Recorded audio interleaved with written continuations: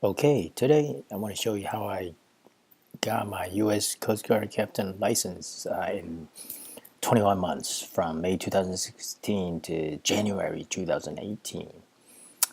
And I started the dream of becoming a U.S. Coast Guard Captain in May 2016. And I didn't pursue it aggressively, so didn't really do much in 2016, and I finally decided to make it a let's get this bigger so you can see better, so I finally decided to get it done. So I made it one of my 2017 resolutions to force myself to get it done. Okay, let's see. There we go. That's better. So, and here's how I did it. The first thing you want to do is you want to start by going to U.S. Coast Guard Merchant Mariner Credential, the website here, and to start the process. If you look, it's pretty daunting, and when I went to the website, it's actually not very clear. Don't know what I was supposed to getting. There's a lot more than what I'm explaining here. So after chatting with the Coast Guard a couple of times, I was able to know that the first step I have to do is I have to get a TWIC card, which is Transportation Worker Identification Credential card. And like everything, you have to pay something. So I paid $128 since then. Since October 2016, they reduced it to $125. You basically pay for a background check by submitting your fingerprints at the approved facility. So you have to make an appointment with them in order to. This is a private facility, by the way. It's the same facility as you go to get your TSA check. The security at the airport. There, when you go to the airport, there's a separate line for the people with TSA and another line for the people without TSA. And the majority of us just don't have the TSA, which is the background check. So we have to go through a more complicated security check at the airport. So that without PSA, the line tend to be longer. So a lot of people just pay to get the TSA in order to have it, so they can go through a simpler check at the airport, and the line is always shorter, or for the most time.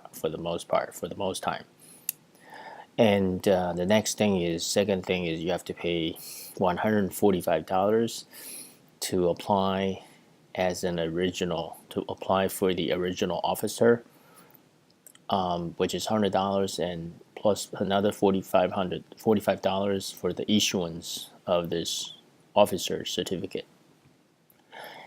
And then the third thing you have to do is you have to submit a bunch of Coast Guard 719 forms. And these forms include the application form itself, which is Form B, 719-B, and the C form and the K form physical exam. I can't remember what the C form was. I think it's certified that your whatever. And K is the physical form, physical exam. You have to have your primary care physician check your overall health, including your vision, your hearing, and can't remember what else they did on me. And your primary care physician will have to certify that you're in good health condition to be qualified to become a U.S. Coast Guard licensed captain, to be able to drive a boat, basically. And the S form is to certify that you have a sea service, which is 90 hours in 3 years. And the sea service, it's just go to the website, you'll see more. And the P is finally, the P form is the drug test. And this is not any drug test. It has to be a DOT 5-panel test, whatever that is.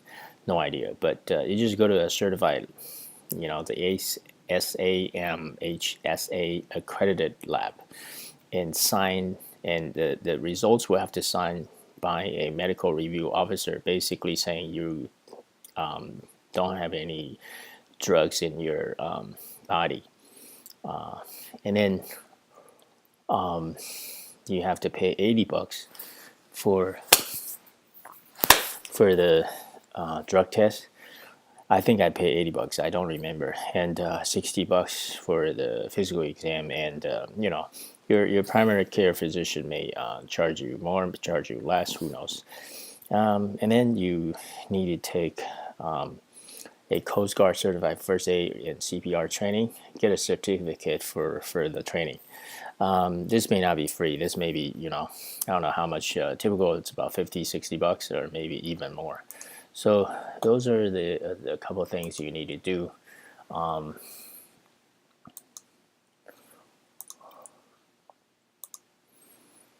Where is the next one?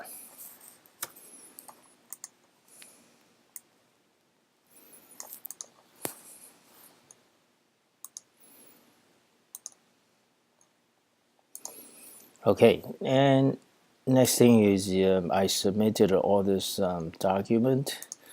Let's see. Let's get rid of this.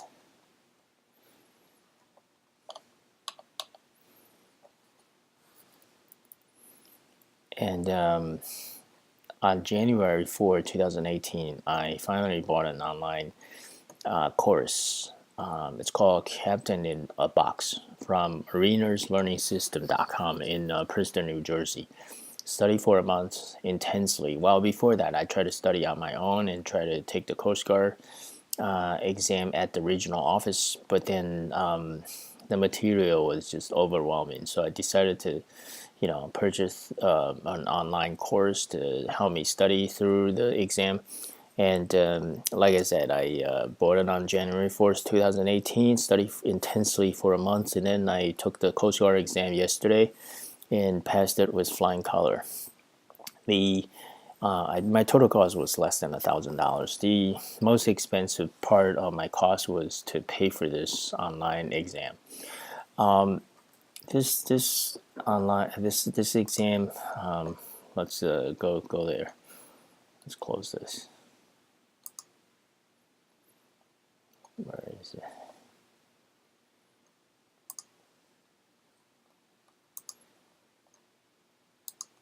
Yeah, here we go. So this online course, this is their website, and this is the Captain in the Box that I purchased. Let's see. So you can, even though it's $595, you can actually get online coupon for this, and just Google it and you will be able to find it. Basically, it's a what is it, like they say here, it's a deluxe version. Okay, let's see. So if you have, so this is the overview, and basically it's called commonly referred to as a 6-pack because it allows the holder to take up to 6 paying passengers and crew out on the water. And it's valid for uninspected power and sailing vessels up to 100 gross tons, and is recognized by U.S. and its possessions. Where is it? And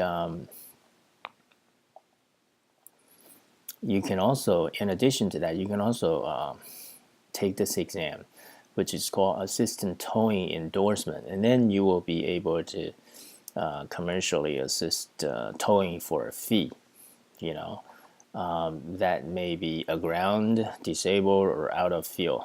Okay, that's another one. So, but anyway, the course covers 4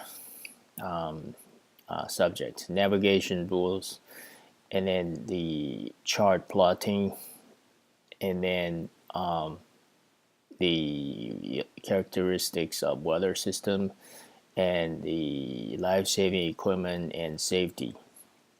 But really, when you take the exam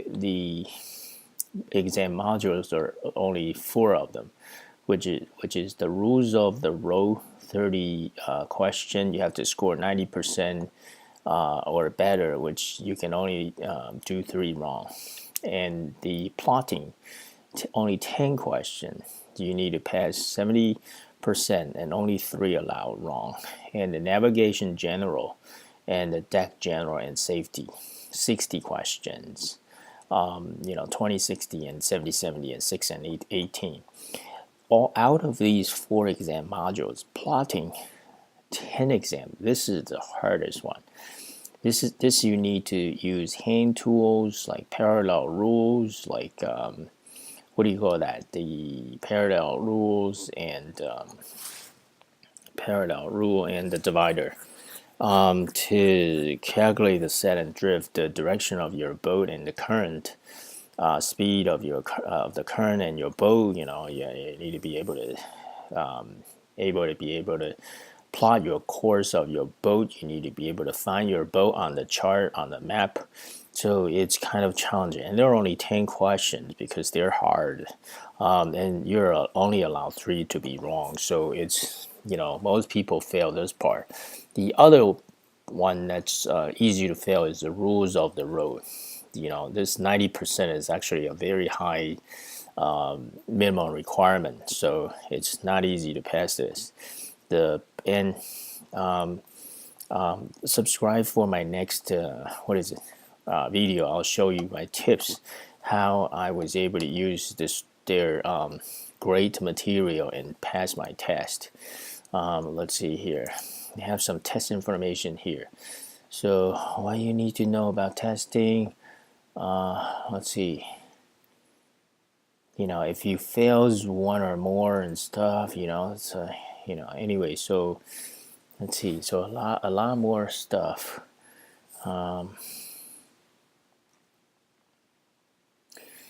Let's see. Yeah. So anyway, so let me quit out of this and subscribe for my next video. I'll show you my tip for it. Okay. So.